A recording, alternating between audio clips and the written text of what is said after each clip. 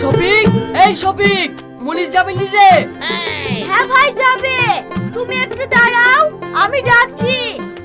ওগো মুনিশ যাবা না? এদুকে আসিন ভাই ডাকতে এসছে। এই তুই চলে এসছি, তাহলে চ।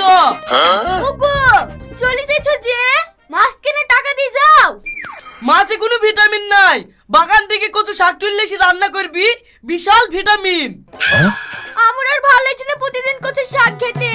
যাই চারটি শাক তুলে লাসে কি, নালে খাসি আবার এসে মারবে।